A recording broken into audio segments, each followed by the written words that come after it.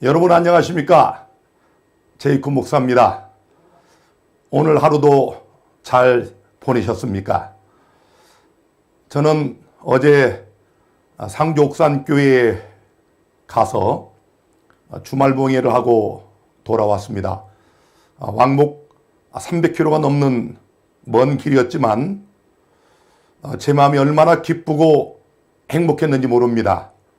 왜냐하면 그곳에는 정말 주님의 오심을 간절히 사모하며 깨어서 주의 오심을 준비하는 슬기로운 처녀들이 있었기 때문에 그렇습니다.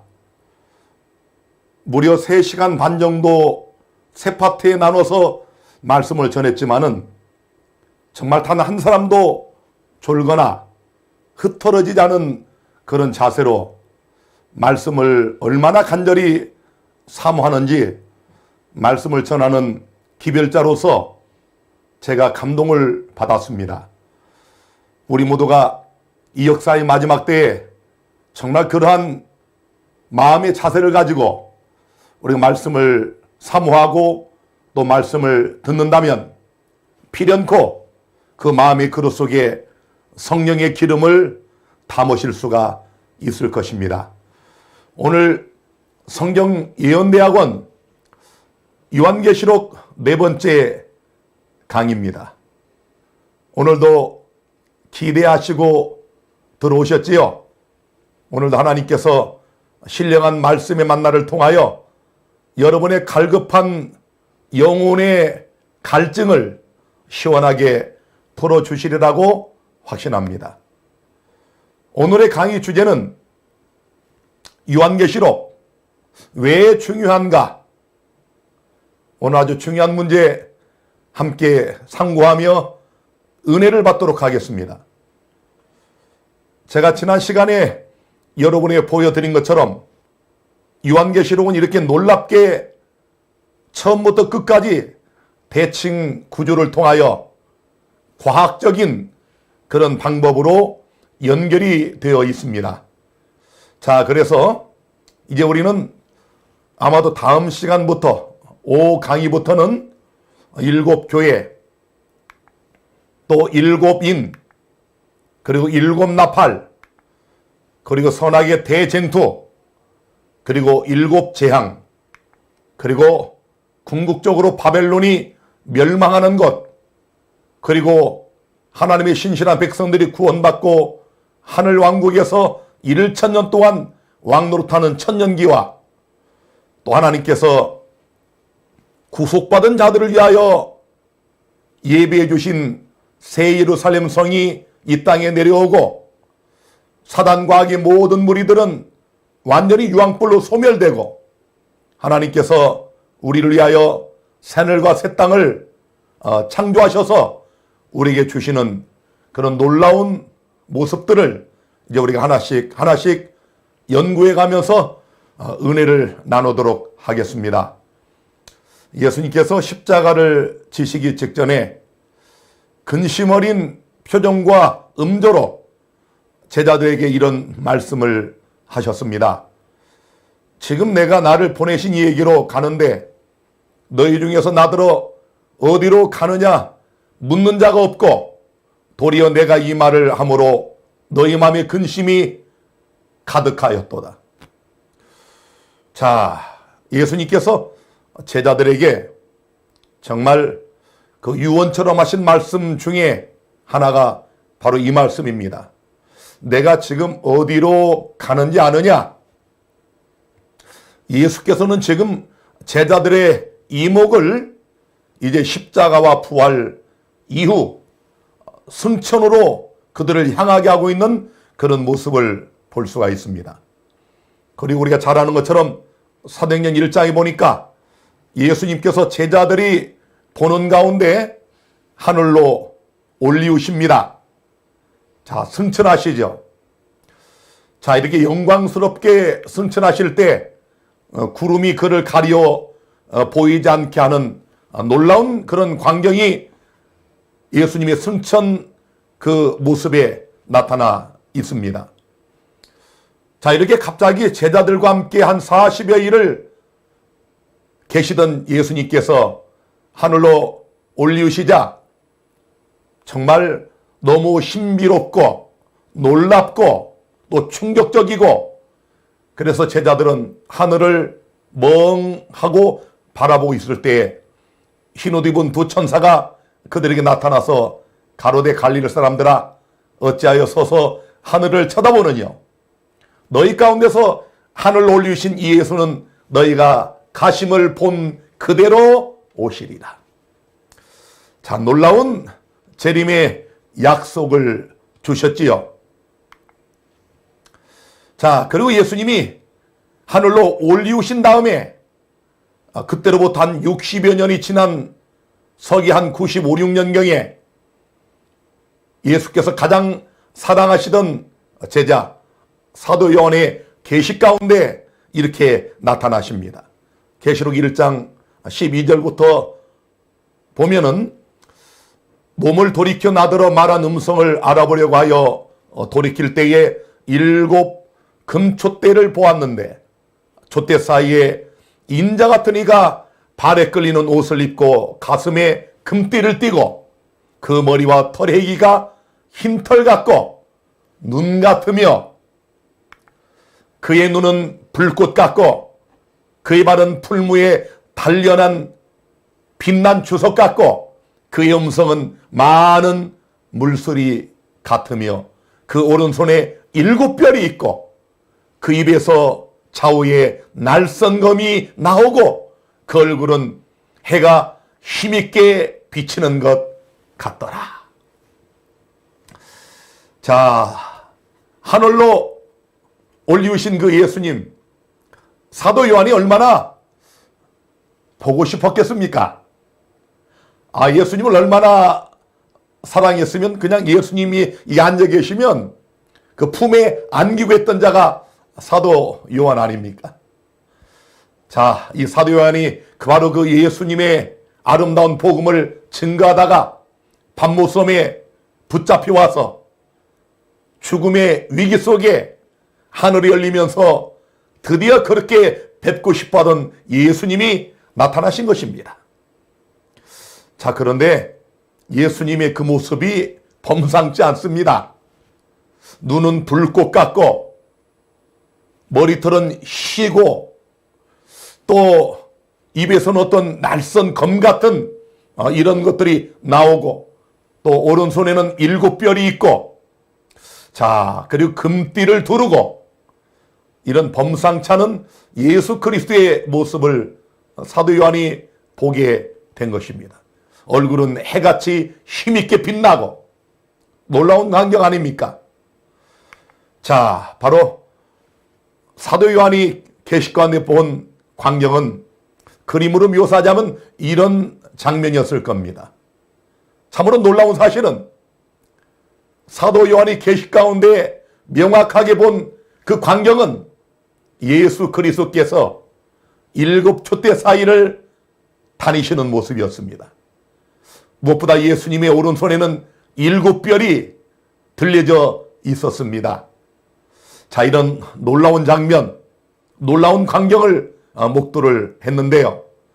자, 이 말은 무슨 뜻이냐면은 이 요한계시록이 1장이 열리면서 하늘 성소가 나타난 겁니다.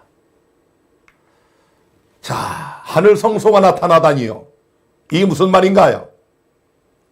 방금 읽은 계시록 1장 12, 13절에 예수님은 7 촛대 사이를 금띠를 가슴에 띠시고 발에 끌리는 그 세마포 옷을 입으시고 거기를 다니셨어요. 이게 계시록 서론의 장면 아닙니까? 분명히 7 금촛대를 봤어요. 여기는 성막 중에 뜰도 아니고 지성소도 아니고 바로 7 촛대가 있는 성소가 아니겠습니까?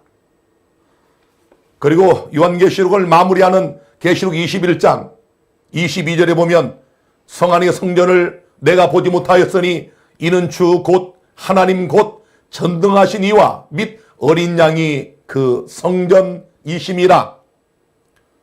그래서 이 요한계시록은 성소로 시작해서 성소로 끝난다고 하는 사실을 우리가 볼 수 있지 않습니까?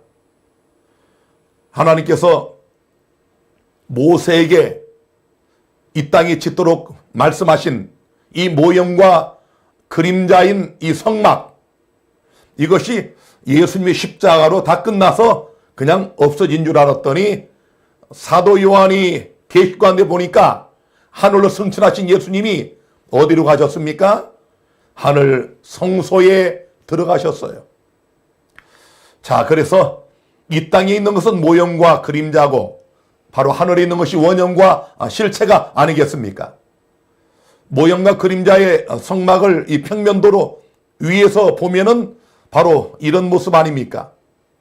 입구가 있고 번제단, 그 다음에 물두멍, 그리고 성소에 들어가면 떡상과 금촛대, 그리고 분향단이 있고, 그리고 가장 거룩한 지성소에 법궤가 있지요.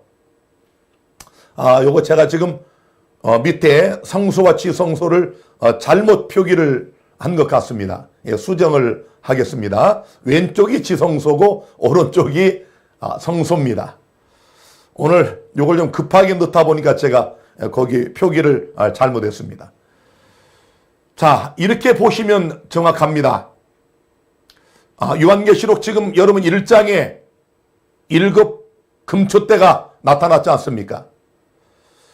계시록 1장 10절부터 3장 22절까지 그 7 교회, 자, 그리고 하나님의 보호자가 있는 바로 그곳에 진설병 떡상 7인입니다. 계시록 4장 1절부터 8장 1절까지. 그리고 세 번째로 금제단, 분향단 혹은 향단이라고 그러는 계시록 8장 2절부터 11장 18절까지 7 나팔 속에 나타납니다. 그리고 가장 거룩한 곳 지성소, 계시록 11장 19절에 하늘이 열리면서 언약궤가 보이지 않습니까? 선악의 대쟁투가 진행 중인 바로 계시록 11장 19절부터 14장 20절까지 거기에 언약궤가 등장을 합니다. 얼마나 놀랍습니까? 그래서 이렇게 보니까 7교회, 7인, 7 나팔, 그리고 대쟁투, 계시록의 이 모든 과정에 놀랍게도 모형과 그림자라고 말씀하신 성막의 모형이 여기에 다 보이지 않습니까? 바로 지성소가 있고 성소가 있고, 그리고 이쪽 오른쪽에 성전 밖, 뜰 아닙니까? 뜰. 그래서 재앙을 내리는 천사가 나타나는 바로 마지막 7 재앙, 거기는 성전 밖입니다. 자, 다시 한번 계시록의 이 성소의 장면의 위치를 우리가 확인을 해보면, 자, 7교회는 7 여기 촛대, 7인 떡상 보좌, 7 나팔 향단, 그리고 대쟁투 언약궤, 이렇게 성소와 지성소의 모습이 여기에 7교회, 7인, 7 나팔 대쟁투에 나타나 있는데, 이 부분을 역사적 부분이라고 제가 말씀을 드렸지요. 그리고 7 재앙이 내리는 그때는 이제 드디어 성전 뜰로 나오는 겁니다. 성소봉사가 끝난 거예요. 그리고 바벨론이 멸망하고 천년기가 있고 새 예루살렘이 이 땅에 임하게 되고, 이 부분을 종말론적 부분이라고 제가 지난 시간에 말씀을 드렸습니다. 자, 여러분, 우리가 다니엘서를 공부할 때 제가 서론을 길게 했지요. 여러분이 다니엘서 공부하실 때 그 서론에서 어떤 이야기를 반복하여 자주 들으셨습니까? 제가 무엇을 반복하여 강조했습니까? 바로 마태복음 24장에 예수님의 감람산의 설교, 우리 예수님께서 제자들에게 정말 유언처럼 남기신 이 감람산의 설교, 얼마나 그 귀한 말씀들이, 주옥 같은 말씀들이 거기에 다 들어있습니까? 이 감람산의 설교와 요한계시록 7인 사이에 평행 구조를 잠깐 살펴보시면 이렇습니다. 자, 마태복음 24장과 25장 그리고 7위는 계시록 4장 1절부터 8장 1절까지인데요. 일반적인 예언은 이 복음이 전파되리라.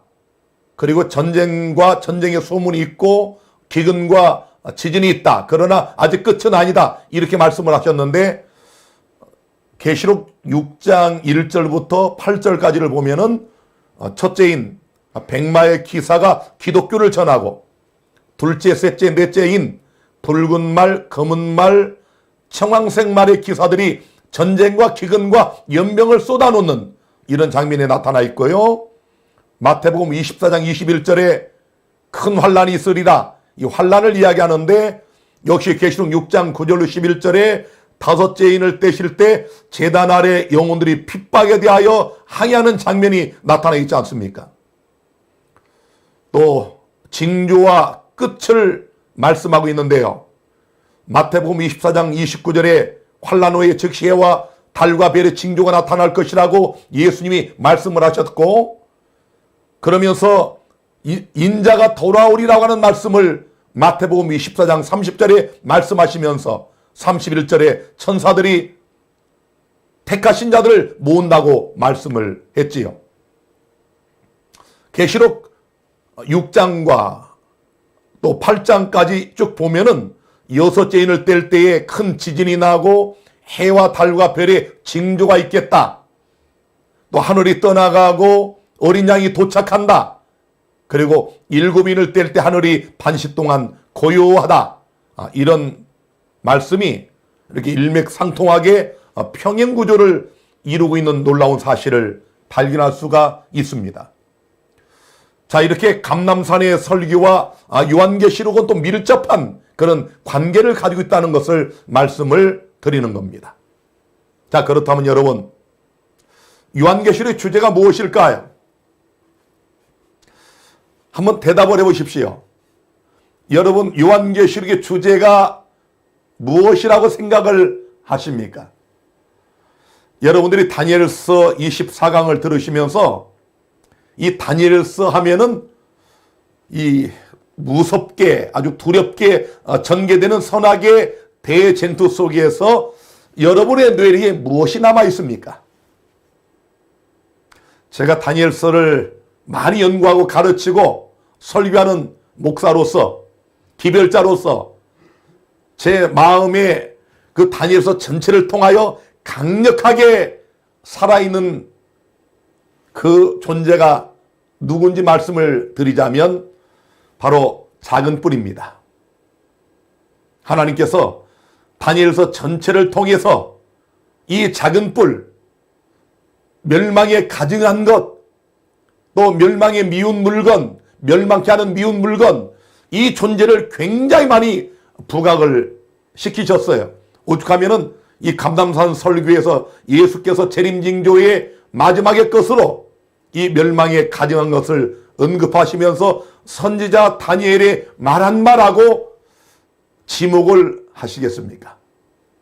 자, 그렇다면 이제 이 다니엘서와 짝을 이루고 있는 요한계시록, 미완성으로 끝난 이 다니엘서를 완결짓는 계시록의 주제는 무엇일까요? 계시록의 주제는 예수 그리스도이십니다.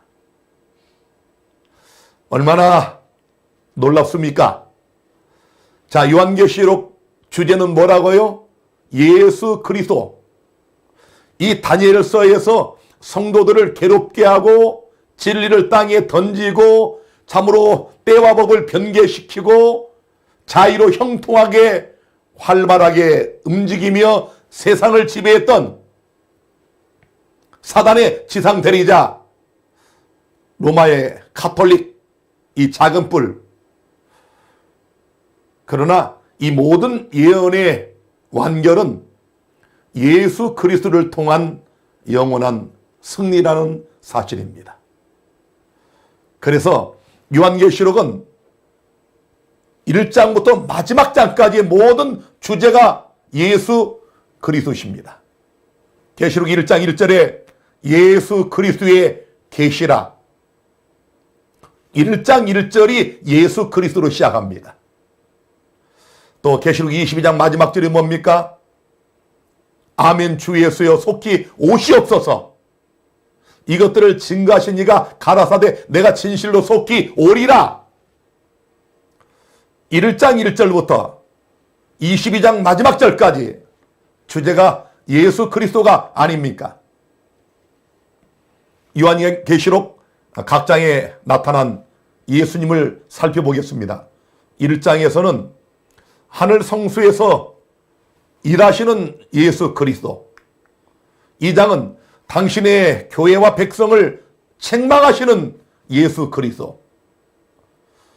여러분, 예수님이 우리를 책망하십니다. 저도 자주 예수님께 책망을 받습니다. 하나님의 거룩한 성령을 통하여 하나님이 사랑하시는 자들을 징계하시고 때로는 채찍질하시고 또 책망을 하십니다. 자, 요한계시록 2장에서 하나님의 백성들을 책망하고 교회를 책망하시는 예수님을 만날 수가 있고요. 3장에서는 예수 그리스도가 창조주시다. 이 땅의 모든 만물을 만드신 이가 예수 그리스도라는 사실을 강조하고 있고, 4장에서는 창세로부터 죽임을 당하신 어린 양 예수 그리스도를 우리에게 보여줍니다. 5장은 우주의 영원한 찬양의 대상이 바로 예수님이시다. 여러분과 제가 구원받아 천국에 가면 우리 입술에서는 언제나 어린 양 예수 그리스도를 찬양하는 노래가 가득 넘치게 될 것입니다. 6장은 교회의 지도자가 되시는 예수 그리스도를 우리에게 보여줍니다. 사랑하는 성도 여러분, 여러분이 다니시는 교회가 때로는 여러 어려움을 겪으실 때가 있지요. 내분도 일어나고 직원이 하다 싸우기도 하고 또 가끔 배도나 이슬자들 때문에 흔들려 떠나가는 사람들이 있고, 그럴 때마다 우리가 얼마나 좌절하고 낭만합니까? 그러나 여러분, 염려하지 마십시오. 하나님의 교회가 연약한 것처럼 보여지고 또 허물이 많은 것처럼 보여질지라도 이 교회의 지도자는 예수 그리스도십니다. 목사가 아닙니다. 우리 교회의 주인은 예수님이셔요. 계시록 6장이 그 사실을 명확하게 보여줍니다. 계시록 7장은 피로 씻은 예수의 보혈로 씻은 흰옷 입은 무리와 그들과 함께 하시는 예수 그리스도를 우리에게 보여줍니다. 우리가 예수의 피로 정결함을 입어 큰 환난에서 나오는 이런 영광을 입게 되는데, 그 환난을 견딜 수 있도록, 이길 수 있도록 우리와 함께 하시는 분이 바로 예수 그리스도라고 계시록 7장은 우리에게 보여줍니다. 8장과 9장은 성도들의 기도에 응답하시고 악의 세력을 제어하시는 그리스도의 모습을 보여줍니다. 여러분, 날마다 기도하십니까? 기도가 응답이 잘 됩니까? 여러분이 기도해도 응답이 없는 것들 많으시죠? 그러나 좌절하지 마세요. 낭망하지 마십시오. 중요한 것은 예수님이 다 들으신다는 겁니다. 그러나 때로는 너무 우리가 이기적이고 죄를 버리지 않은 채로 하나님께 우리의 어떤 요구사항만 아뢰는 이런 일들이 얼마나 허다합니까? 전등하시고 전제하시고 처음과 끝으로 하시는 하나님, 그분이 여러분이 드리는 진실한 기도에는 반드시 여러분의 생각에 넘치도록 응답하신다는 사실을 믿으시기를 바랍니다. 그리고 악의 세력을 제어하시는 예수 그리스도의 영광스러운 모습을 8장 9장이 보여주고요. 10장은 선악의 대쟁투를 진두지휘하시는 예수 그리스도를 우리에게 보여줍니다. 여러분과 제가 선악의 대쟁투를 싸웁니까? 우리는 날마다 그 쟁투에 돌입을 합니다. 여러분이 아침에 눈을 떠서 저녁에 주무실 때까지 이 대쟁투는 멈추질 않아요. 때로는 여러분이 잠자는 꿈속에서까지라도 선악의 대쟁투는 진행형입니다. 그러나 여러분 감사하십시오. 우리가 매일마다 부딪히는 이 선악의 대쟁투에서 우리를 진두지휘하시는 사령관은 미가엘 예수 그리스도라는 사실을 마음에 꼭 간직하시기를 바랍니다. 11장은 아버지 하나님께 세상 나라를 인수받으시는 예수 그리스도를 우리에게 보여줍니다. 12장은 사망을 이기시고 승천하시는 예수님의 모습을 보여줍니다.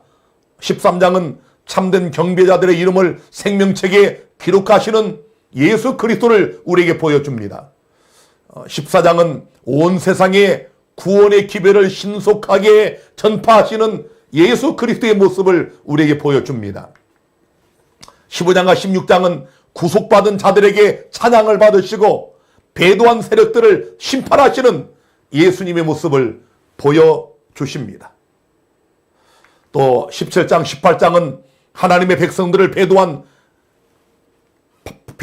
바벨론으로부터 나오라고 강력하게 권고하시는 예수 그리스도의 모습을 우리에게 보여줍니다. 그리고 19장에는 만왕의 왕 만주의 주 예수 그리스도를 우리에게 보여줍니다.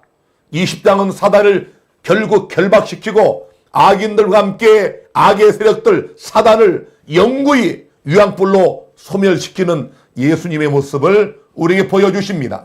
21장에는 드디어 여러분과 제가 그토록 원하던 대로 예수께서 우리 성도들과 함께 장막을 치시고 우리와 함께 늘 계시면서 새늘과 새 땅을 우리에게 선물하시는 예수 그리스도의 모습을 보여주고 있으며, 마지막 22장은 최후의 보상 재림을 예수님이 친필로 확언하시는 그런 놀라운 모습을 보여주고 있지 않습니까?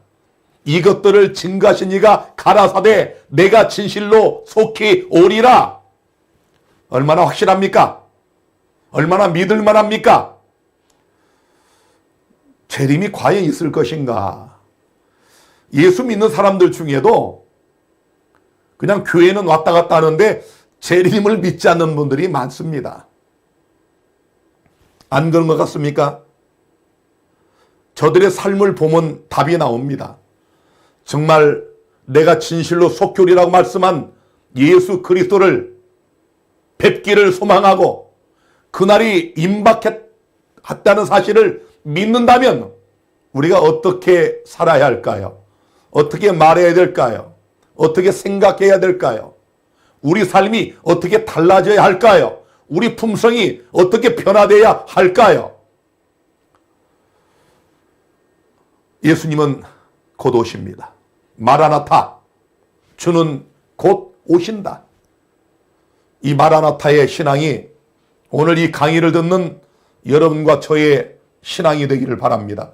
참으로 안타깝게도 일반 개신교들, 여러분들이 뭐 CTS든 기독교 방송 TV를 한번 보세요. 거의 매일마다 우리나라에서 아주 굵직한 대형교회의 유명한 목사들의 설교가 여러 편씩 나와요. 매일마다. 제가 가끔 듣습니다. 그런데 거기에 재림이 있던가요? 이 땅의 장로교회 목사들이, 수무금교회 목사들이, 성결교회, 감래교회, 침례교회 목사들이 여러분 재림을 설교하던가요? 거의 그런 설교를 들어볼 수가 없습니다. 성경에서 가장 중요한 주제, 신약에서 무려 평균 25절마다 한 번씩 강조한 예수 그리스도의 재림.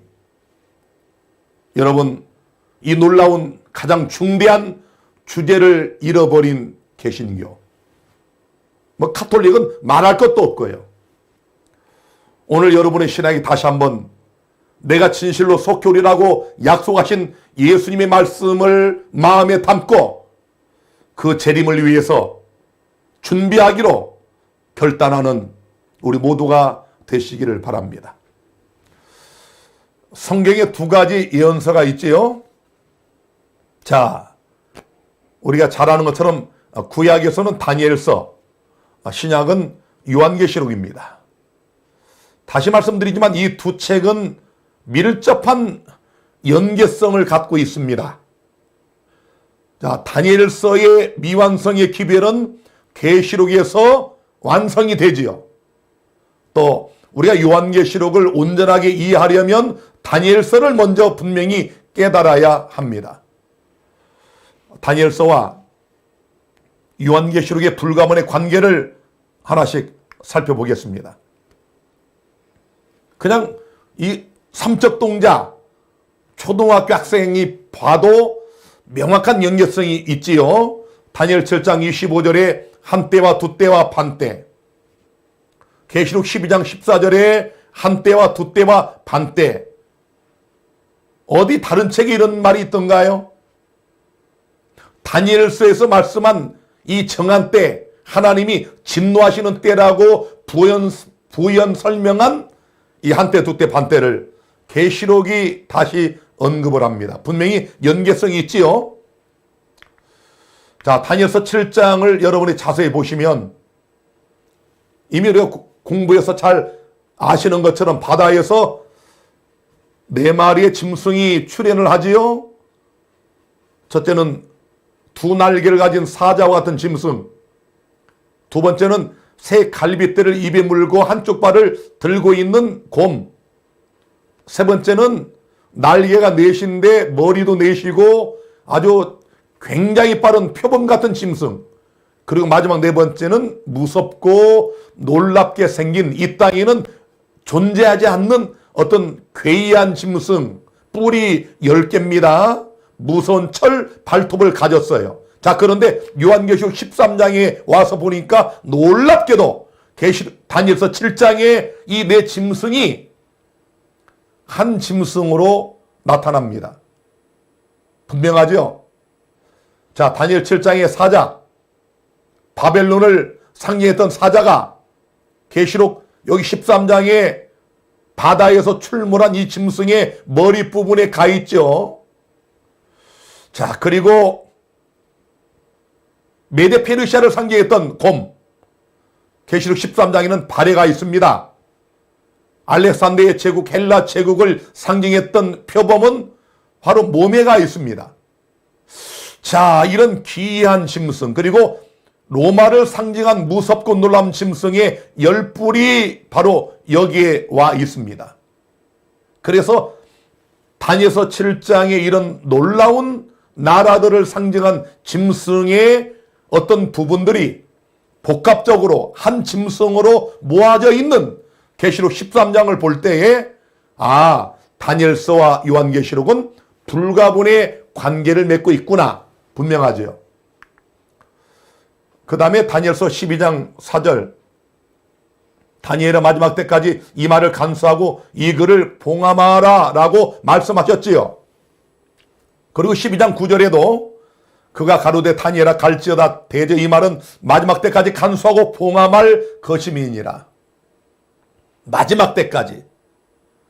자, 이 다니엘서의 포커스는 어디에 맞춰져 있습니까? 마지막 때.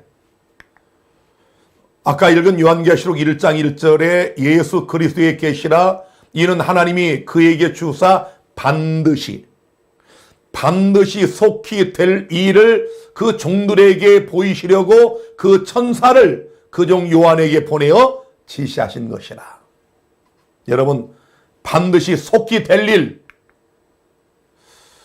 자, 다니엘서 12장 1절과 2절에 보면 그때 내 민족을 호위하는 대군 미가엘이 일어날 것이요 또 환란이 있으리니 이는 개국 이래로 그때까지 없던 환란일 것이며 자, 그때 내 백성 중 무릇책에 기록된 모든 자가 구원을 얻을 것이라. 땅의 티끌 가운데서 자는 자 중에 많이 깨어 영생을 얻는 자도 있겠고. 어떻습니까?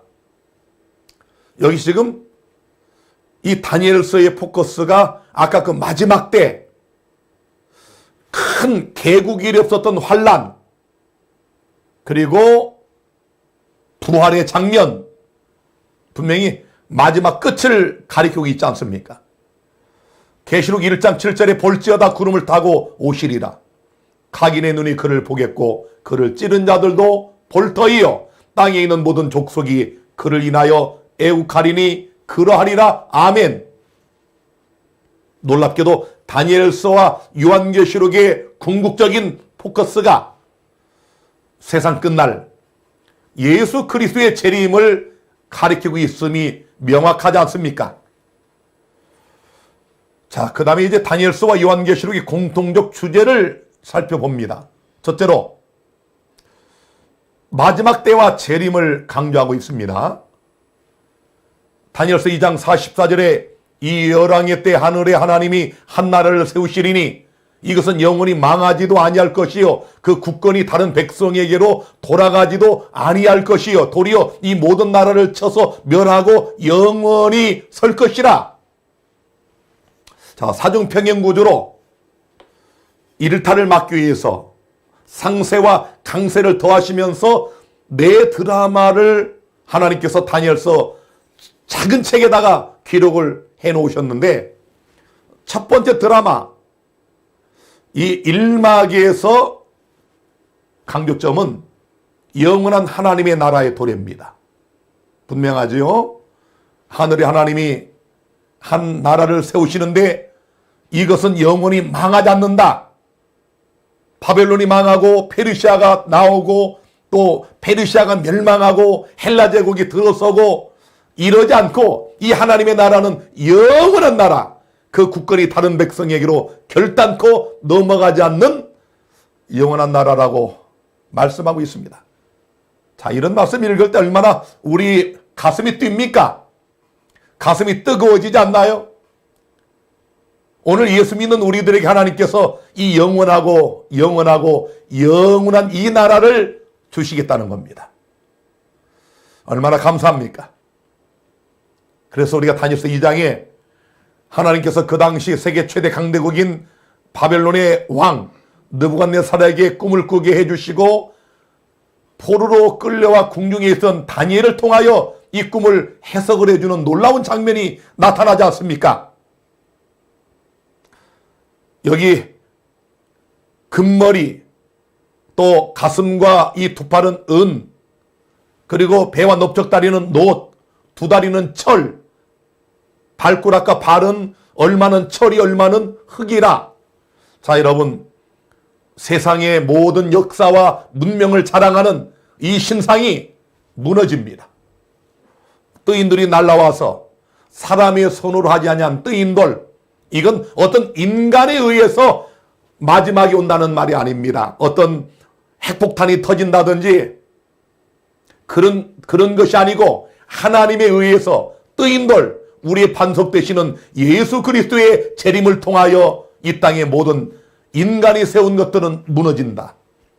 그리고 하나님의 나라가 이 땅에 들어서게 된다는 것을 우리가 다니엘서 2장을 통하여 확인을 했지 않습니까? 뜨인들의 나라, 영원한 하나님의 나라가 이제 임박했습니다. 지금 이 강의를 듣는 여러분이 지금부터라도 깨어서 근신하여 회개하고 하나님의 뜻을 따라 사시면 이 영원한 나라에 들어가게 될 것입니다. 자, 그 다음에 또 이 마지막 때와 재림에 대해서 다니엘서 12장 4절과 9절, 아까 제가 말씀드린 대로, 읽어드린 대로 마지막 때까지 이 말을 간수하고 봉함해라 두 번이나 반복하여 강조를 했습니다. 계시록 22장 20절에 이것들을 증거하신 이가 가라사대 내가 진실로 속히 오리라 하시거늘 아멘 주 예수여 오시옵소서. 계시록 1장 7절에 볼지어다 구름을 타고 오시리라 각인의 눈이 그를 보겠고. 사랑하는 성도 여러분, 얼마나 놀라운 약속입니까? 계시록 1장을 펼치시면서 예수 그리스도의 계시라, 그리고서 7장에 볼지어다 구름을 타고 오시리라. 마지막 장 22장에 내가 진실로 속히 오리라. 얼마나 놀라운 약속입니까? 거짓말하실 수 없는 예수 그리스도가 여러분과 나를 향하여 약속한 이 놀라운 재림의 약속, 오늘 우리 마음에 꼭 새기시고 우리 주께서 잠깐 후에 천만 천사와 함께 구름을 타시고 이 땅에 영광스러운 모습으로 나타나실 때 그 만왕의 왕 만주의 주를 아멘 주였어요 오시옵소서 우리 두 팔 벌려 맞이하시게 되기를 바랍니다. 자, 그 다음에 이제 두 번째, 첫째는 마지막 예수님의 재림과 그 마지막 때에 대한 공통점, 그리고 두 번째 다니엘과 계시록의 공통적 주제는 환난과 핍박입니다. 자, 첫 번째 공통적인 주제, 재림.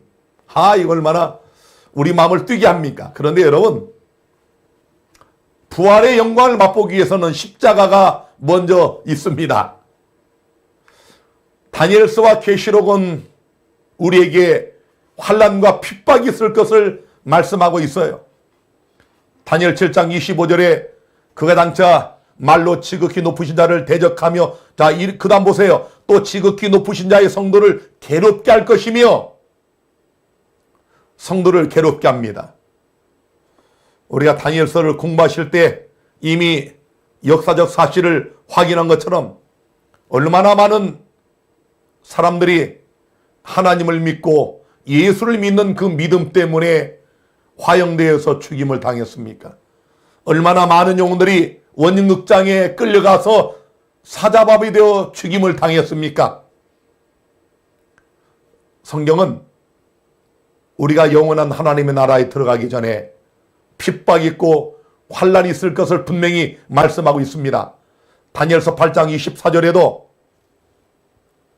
거룩한 백성을 멸하리라. 하나님의 거룩한 백성들이, 거룩한 성도들이 멸함을 받는다, 멸하리라 분명히 말씀하고 있지 않습니까? 다니엘서 12장 1절에도 또 환난이 있으리니 이는 개국 이래로 그때까지 없던 환난일 것이며, 환난이 있어요. 뜨인돌의 나라가 이 땅에 임하기 전에 예수께서 우리 성도들에게 영원한 나라를 주시기 전에 개국 이래로 없었던 환난이 있다고 말씀을 하셨습니다. 계시록 6장 9절 10절에 보면 다섯째 인을 떼실 때에 내가 보니 하나님의 말씀과 저희에 가진 증거를 인하여 죽임을 당한 영혼들이, 그렇습니다. 여러분, 하나님의 말씀과 저희에 가진 증거 때문에, 이 말씀 보니까 뭐가 생각납니까? 용이 분노하여 돌아가서 싸우려고 바다 모래 위에 서 있는데 그 대상이 누구던가요?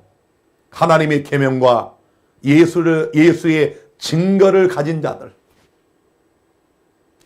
여기도 마찬가지 아닙니까? 하나님의 말씀과 저희에 가진 증거 때문에 죽임을 당한 영혼들. 분명히 예수 믿는 사람들에게 환난과 핍박이 있음을 말씀하고 있어요. 아벨이 죽임을 당한 그 이래로 6천년 지구 역사 속에 시대마다 얼마나 많은 하나님을 신실하게 섬기던 자들이, 예수님을 믿던 자들이 참혹한 죽임을 당했습니까?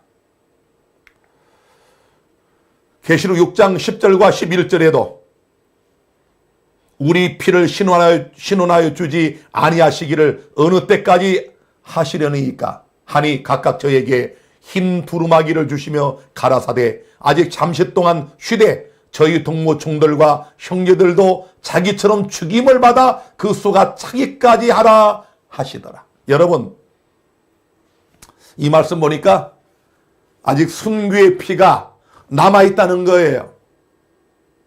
하나님 말씀과 예수의 증거 때문에 죽임을 당하고 멸하여 지는 이런 핍박과 환난이 남아있다는 것입니다.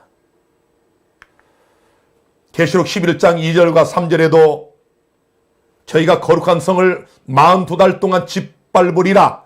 내가 나의 두 증인에게 권세를 주리니 저희가 굵은 베옷을 입고 1260일을 예언하리라. 거룩한 성이 짓밟힙니다. 하나님 백성들이 짓밟혀요. 베옷은 언제 입는 겁니까? 죽었을 때 입지 않습니까?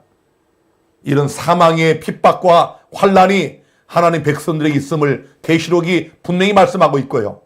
계시록 12장 13, 14절에도 여기 보면 용이 자기가 땅으로 내어 쫓긴 것을 보고 남자를 낳은 여자를 핍박하는지라. 그렇습니다. 여러분, 마귀가 옛뱀, 곧 마귀라고도 하고 사단이라고 하는 자가 남자를 낳은 예수님을 이 땅에 탄생시킨 여자 하나님의 교회를 핍박하는지라. 하나님의 교회는 핍박을 받게 되어 있습니다. 우리가 핍박이 없고 박해가 없는 것은 타협하기 때문에 그렇습니다. 우리가 하나님의 말씀과 예수의 증거, 하나님의 계명, 예수의 믿음을 지키면 마귀는 광분합니다. 어떤 면으로든 그 사람을 가만두질 않습니다. 때로는 뜻하지 않은 사고, 때로는 예기치 못했던 질병, 때로는 여러 환경적 요소, 사람과의 관계, 이런 것들을 통해 우리를 핍박하고 박해를 하는 거예요. 계시록 12장 17절에 우리가 잘 아는 말씀이죠. 용이 여자에게 분노하여 돌아가서, 사단이 분노하여, 여기 싸우는 마지막 대상이 누구냐? 하나님의 계명과 예수의 증거를 가진 여자의 남은 자손이라고 말씀하고 있지 않습니까? 오늘 이 강의를 듣는 여러분들은 누구입니까? 지금 역사의 마지막 때가 맞습니까? 코로나19 때문에 2년 동안 우리가 지금 곤혹스러운 일을 당하고 있지 않습니까?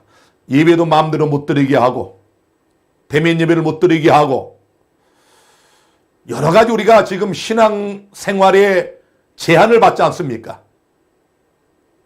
또 생활은 어떻습니까? 경제는 또 얼마나 엉망진창입니까? 자, 여러분, 그런데 여러분들이 이 역사의 마지막 때에 코로나19 이 전염병만 봐도 뭔가 심상치가 않지요. 거기에다 기후변화에 대한 위기, 정말 두려운 미래가 우리 앞에 있습니다. 그런데 여러분은 누구십니까? 이 역사의 마지막 때에 사는 여러분은 누구여야 됩니까? 하나님의 계명과 예수의 증거를 가진 여자의 남은 자손이 되어야 합니다. 오늘 혹시 이 강의를 처음 듣는 우리 개신교 성도들이 있다면, 나는 누구인가? 나는 여기 요한계시록에 예언한 그대로 하나님의 계명과 예수의 증거를 가지고 있는 여자의 남은 자손인가? 용이 분노하여 싸우려고 하는 그 대상이 바로 나인가? 내가 있는 그 교회가 여자의 남은 자손인가를 곰곰이 생각하시고 고민하셔야 됩니다. 역사의 마지막 무리, 하나님께서 살아계신 하나님의 인을 치시고 하나님께서 맡기신 복음의 사명을 완수하고 사단과 싸워서 최후의 승리를 거두고 죽음을 맛보지 않고 살아서 예수의 재림을 목도할 자들 14만 4천 명, 그들이 누굽니까?